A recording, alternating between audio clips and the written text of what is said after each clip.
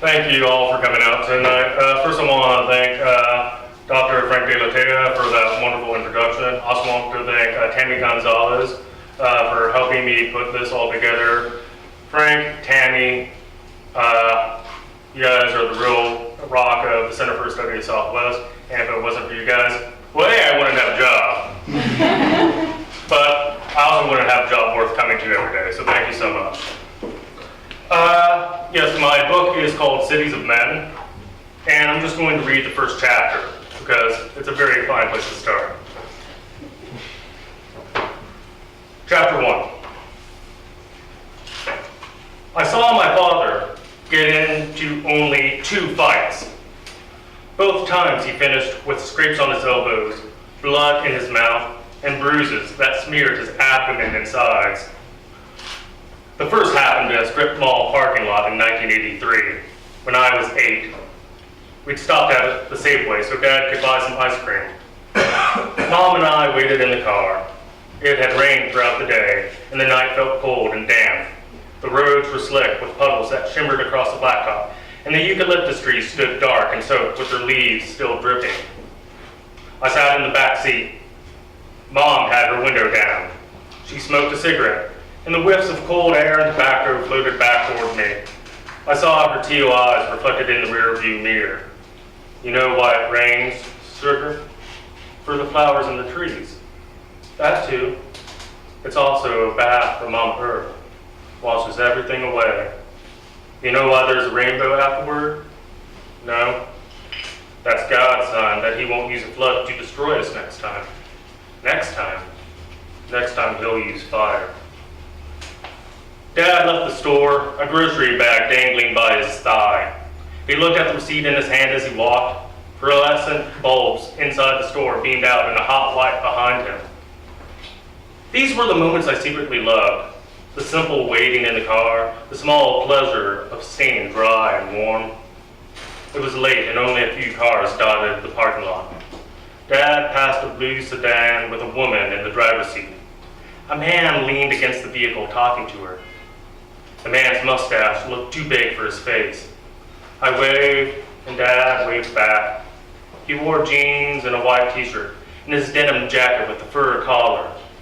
My father smiled. People entered and exited the supermarket. The doors slid open and shut. It had been a normal day, a good family weekend day. We had gone to a movie and then dinner at a small Mexican restaurant, and now we were going home. I don't remember who wanted ice cream, but it was probably me. I was eager to get changed into my pajamas, eat some dessert, and maybe watch a little television before I had to go to bed. When my father was halfway between us and the blue sedan, the woman started screaming. Everyone looked. The man yelled too.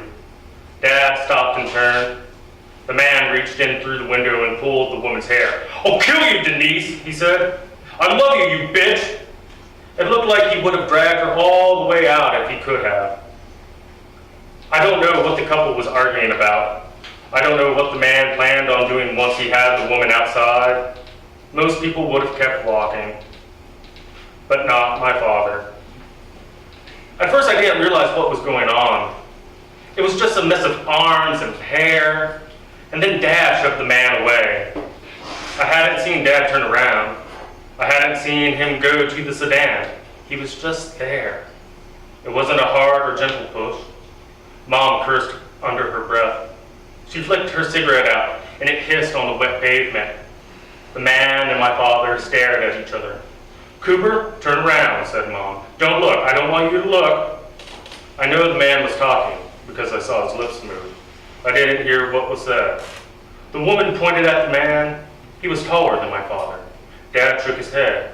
Cars drove by, their tires splashing through the water. I could smell the clouds and the wet concrete. Everything seemed glossy from the rain. Mom kept telling me not to look, but I did. I knew I had to. I kept my eyes focused. I needed to see. The man swung at my father, and Dad swatted him away. The man tried again. Dad slammed him against the car. The woman rolled up her window. Dad dropped the plastic bag with the ice cream. People leaving the Safeway stood and gawked. "Cooper," said my mother, "look at me, sugar. I can't believe this." I couldn't really hear her. Her voice sounded like it was drifting away at sea. I pressed my face and palms onto the glass, my breath fogging it over. The woman started the engine. The man threw all his weight onto my dad. Both men fell to the ground, crushing the carton of ice cream. Butter pecan burst across asphalt. They quickly got up. The woman drove off. I gasped when I saw the man take out a knife. It wasn't a big knife, but I saw the blade and the side of it froze my stomach and lungs. I didn't make any noise. I wanted to tell Mom. I wanted to shout, but all sound stopped in my throat. All I could do was stare. First, the man slashed upward just inches away from my father's chest. Dad stepped back and sucked in his gut. The man yelled something, a yelp of not words, an urban war cry, some vocalized adrenaline. His eyes grew wide. The man jabbed the blade's tip at my father. Dad jumped back. They almost looked like they were dancing, but they were clumsy, and they stumbled. Their feet plonked in pools of rain, their jeans wet and streaked with grime. Their lungs heaved from the simple exertion. It began to drizzle. My father was a big man, but he wasn't the type of big that looked dangerous. His size was that of a laborer. He held strength in his back and shoulders, but not much elsewhere. Dad's chest was weak, and his front was all flat from a diet of beer, chocolate, and too much fried food and red meat. His build was more weight than muscle. Still, he had once been athletic, if not graceful, and later he was a soldier, albeit reluctantly. So when the man rushed forward, my father shifted on the balls of his feet and punched the man in the face, shattering his nose. The man collapsed. He then slowly rose to his knees. Blood covered his face, but the blood faded pink with the mist. I didn't feel afraid when I saw his nose crack at the ridge. I was more in shock that Dad had been the one to do it. The man began to crawl away. I thought my father would leave, come back to the car, let the man bleed in peace. That wasn't what happened. Dad jumped on the man's back. No one had the knife. They had to use their hands. The shower turned heavy. They wrestled in the downpour. Dad kept his grip on the man's shoulders. He struck his knees into the man's ribcage. It was dark, and I don't remember any thunder or lightning. All I heard was my mother's breathing, my breathing, and the eucalyptus leaves swatting in the wind. Dad sat on the man's chest. Mom told me to stop watching. Dad began hitting the man, first with his right fist, and then the left, then the right again. It wasn't a fight anymore. Now it was just a beating. The man pawed at Dad's neck and collar. When the man gave up, my father began panting. He stood and his head fell back, letting the rain wash his cheeks and brow. Dad staggered toward our car, kicking the half-empty carton as he dragged his feet. Observers stood near sliding doors and shopping carts like faceless statues. No one had gotten involved. Dad came around the hood. When I glanced back, the man was gone. I didn't see where he went. My father swung the driver's side door open, and I heard the drops sprinkling outside. Dad peeled off his jacket. His shirt was transparent from the rain. He tossed the coat in the back beside me. It was crumpled, soaked, and dirty. Dad sat and closed the door. He put his hands on the wheel, and they stayed there. His knuckles were scratched and swollen. It would take days for them to scab and heal. Way to go, Percy. Not now. Dad was still breathing. His shoulders trembled as he exhaled. He started the car. Mom reminded him to turn on the lights. We pulled out slowly, almost as if nothing had happened. I turned in my seat and took one last look at the flattened ice cream carton sitting in the rain. We drove home in silence. I saw Dad in the rearview mirror. I still couldn't believe what I'd seen, what he had done. It hadn't scared me. It hadn't impressed me. It just felt overwhelming. I had seen my father move furniture, lift lumber, and I'd witnessed him carry my mother in his arms. But I never suspected him capable of brutality. This was the man who held me. This was the man who once helped me nurse a sick raccoon. This was the man who told me to never fight at school. It was the first of many contradictions I'd learned about the man. I wanted to say something. I wished for someone to say anything, but no one did. Light from oncoming traffic blurred against the water on the windshield. With each passing car, there was a short burst of illumination. I saw my father's jacket next to me. It looked like a wounded animal, curled up and trying to appear small or dead. I reached out and touched the fur collar, and my fingers came back moist and smudged. Dad drove on. He took us straight home. We lived on the eastern edges of San Diego, almost in Lakeside, at the end of a cul-de-sac in a house by a hill. In the summer, the wild grass along the slopes turned bronze and yellow as wheat, but in the winter, the sides grew green and lush, and the leaves were always thick and fresh with dew. The soil went soft and dark in the rain. With the dry seasons, the earth became gray, rugged, and white. The interstate ran on the other side of the hill, and at night, if you listened, you'd hear the trucks roaming north toward the San Joaquin Valley. Coyotes lived on the hill too.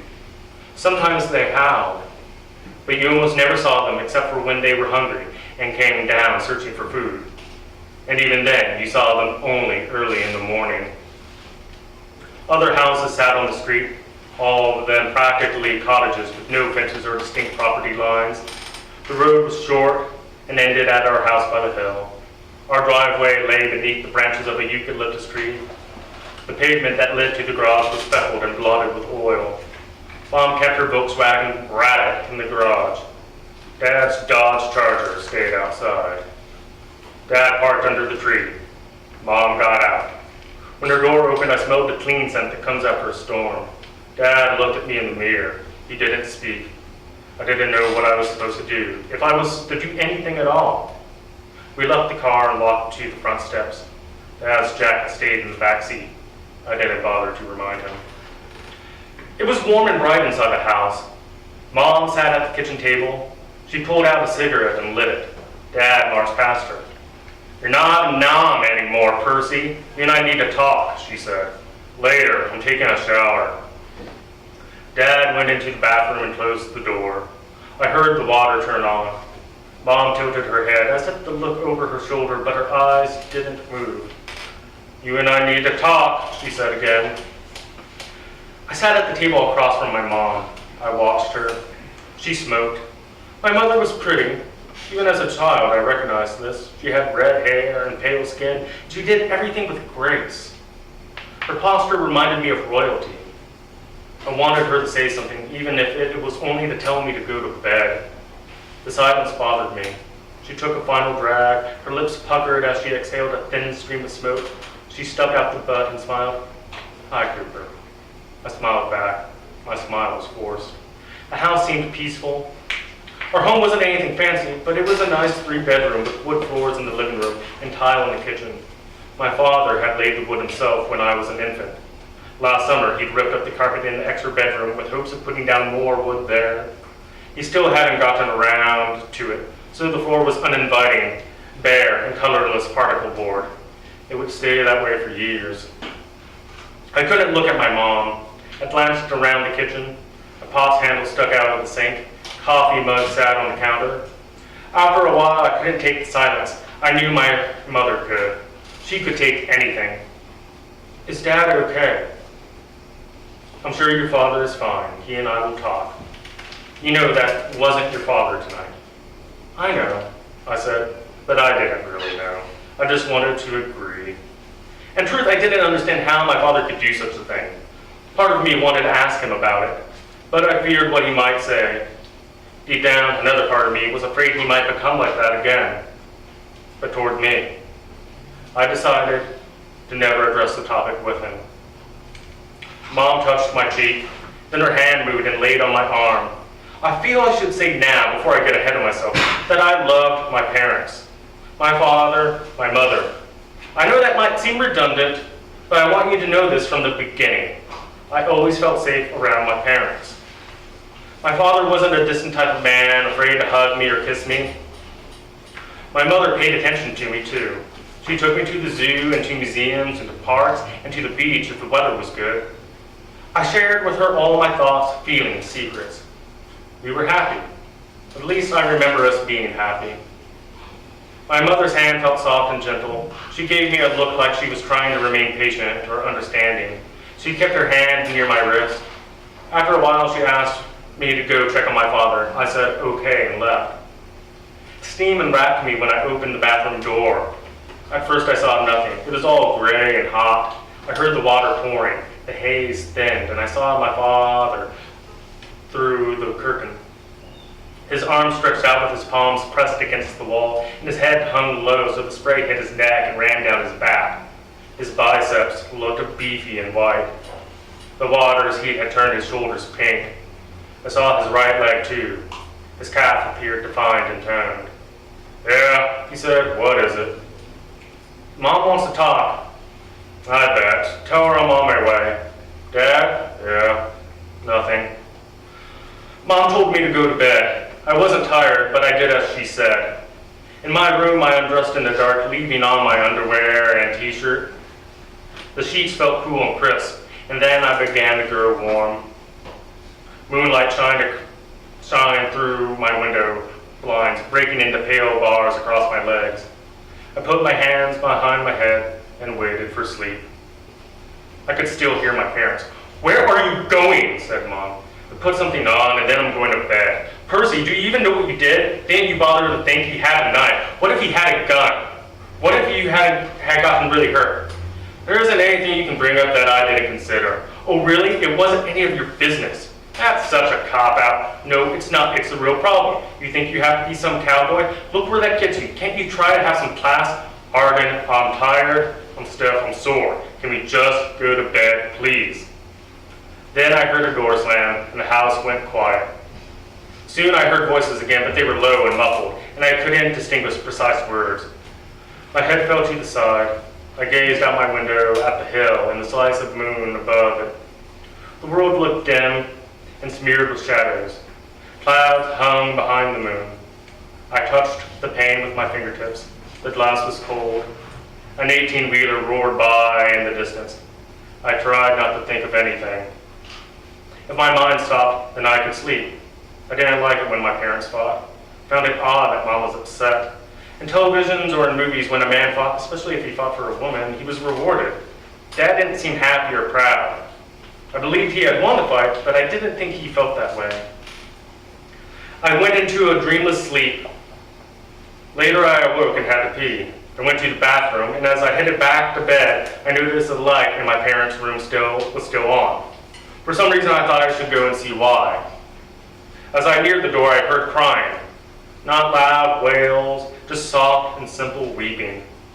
Inside, I found my father sitting on the floor in his boxers. Mom lay in bed.